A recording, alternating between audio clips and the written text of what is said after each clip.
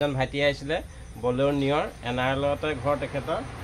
আৰু ৱাছ কৰা হৈ গ'ল এতিয়া কমপ্লিট হৈ গ'ল আৰু কেনেকুৱা লাগিছে এইবাৰ প্ৰথম আহিছিলে বেলেগ এজনে কোৱা কাৰণে আহিছিলে প্ৰথম আহিছে ভাল লাগিছে বঢ়িয়া লাগিছে আপোনাৰ কামটো ভাল হৈছে আৰু মই স্যাটিসফাইড হয় স্যাটিসফাইড এতিয়া 9:34 হ'ল এতিয়া কাম কৰি শেষ কৰিলো নমস্কাৰ বন্ধুসকল পুনৰ অসম ফেচবুক পেজলৈ আৰু ইউটিউব চেনেললৈ স্বাগতম জনালো সকলোকে আজি এটা নতুন ভিডিঅ' লৈ আহিছোঁ এইবোৰ যে দেখিছে মই খুলি আছোঁ এয়াই হ'ল BS6 বলেৰ নিয়ৰ যিখন তাৰে অংশ ই যেতিয়া জাম হৈ যাব গাড়ী পিকআপ নলয় অৰ্থাৎ ৰিজেনেৰেশ্যন আহে আৰু ৰিজেনেৰেশ্যন এইটো কাৰণে আহে এই পাইপডাল যে ফাটিলে যায় বন্ধুসকল দেখিছেনে এই পাইপডাল ফটাৰ কাৰণে ৰিজেনেৰেশ্যন এই পাইপডাল কেলে বন্ধুসকল ফাটে জানেনে যেতিয়া ইজিয়াৰ ইনটেক এইবোৰ যেতিয়া জাম হৈ যাব তাৰবোৰ যেতিয়া হাৱাটো চলিব ই সবকে দিব নোৱাৰে এইটো জাম আছে এইবোৰ লেতেৰা ওলাইছে লেতেৰা হোৱাৰ কাৰণে এই পাইপডাল ফাটি যায় সঘনাই ফাটি যায় আৰু এইডাল ফাটি গ'লে আপোনালোকৰ ৰিজেনেৰেশ্যন ভেলুটো বাঢ়ি যায় আৰু ৰিজেনেৰেশ্যন মাৰিবলৈ অসুবিধা হয় আৰু আমি এইবোৰ খুলি আছোঁ চফা কৰি ল'ম চফা কৰাৰ পাছত ৰিজেনেৰেশ্যন মাৰিম আৰু ভাল হয়নে নহয় নাজানো আৰু ভিডিঅ'টো যদি ভাল পায় চাই লাইক কমেণ্ট কৰিব আৰু ভিডিঅ'টো অলপ শ্বেয়াৰ কৰি দিব যিহেতু বহুত মানুহে নাজানে আৰু বহুতে মাজতে কৈছিলে এইটো চফা কৰিলে দাদাজনে কমেণ্ট লিখিছিলে বোলে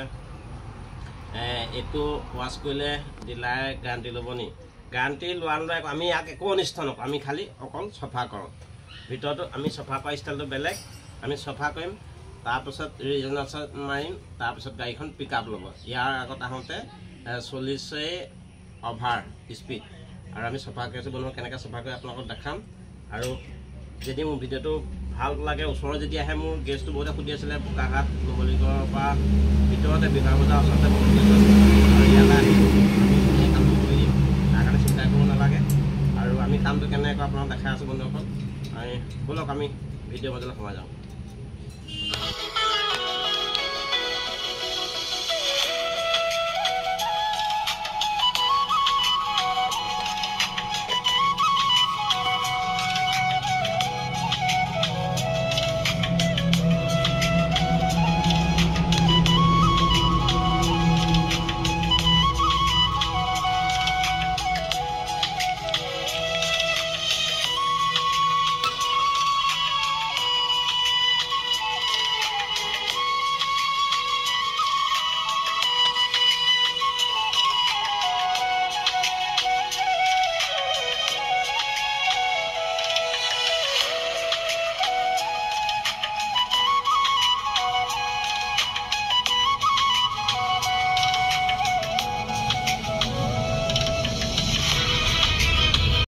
চফা কৰা হৈ গ'ল কমপ্লিট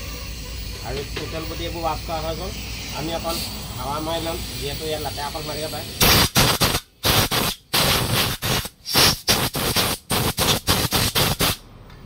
আৰু এনেধৰণে বন্ধুসকল ধুনীয়াকৈ চফা কৰা হৈ গ'ল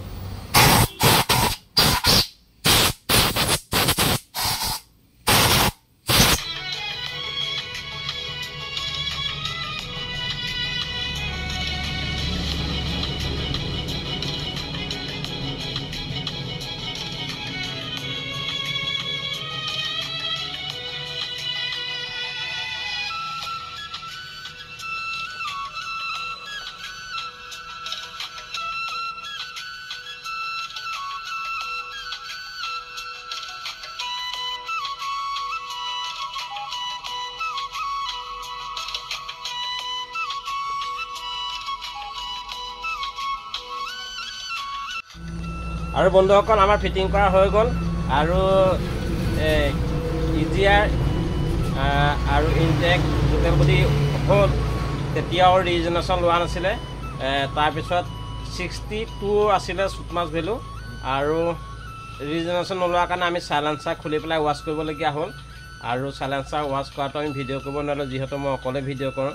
আৰু সময় কম আছিলে কামত ব্যস্ত হৈছিলে আপোনালোক জানে আৰু এজন ভাইটি আহিছিলে বলেৰ নিয়ৰ এনাৰলতে ঘৰ তেখেতৰ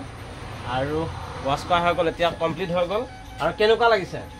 এইবাৰ প্ৰথম আহিছিলে বেলেগ এজনে কোৱা কাৰণে আহিছিলে প্ৰথম আহিছে ভাল লাগিছে বঢ়িয়া লাগিছে আপোনাৰ কামটো ভাল হৈছে আৰু মই স্যাটিসফাইড হয় স্যাটিসফাইড এতিয়া 9:34 হ'ল এতিয়া কাম কৰি শেষ কৰিলোঁ আৰু কোনোবা যদি মোৰ ভিডিঅ' চাই আহে দিনটো লৈ আহিব কাম কৰি শেষলৈকে হয়তো ৰাতি হৈ যায় আমাৰো ৰাতিপুৱাতে আহিলে কাম কৰিলে ভাল তেখেত অহা অলপ পলম হ'ল আৰু যিহেতু পিক আপ নাছিলে যেতিয়া 62 চুট মাছ বুলি হয় তেতিয়া পিক আপ নলয়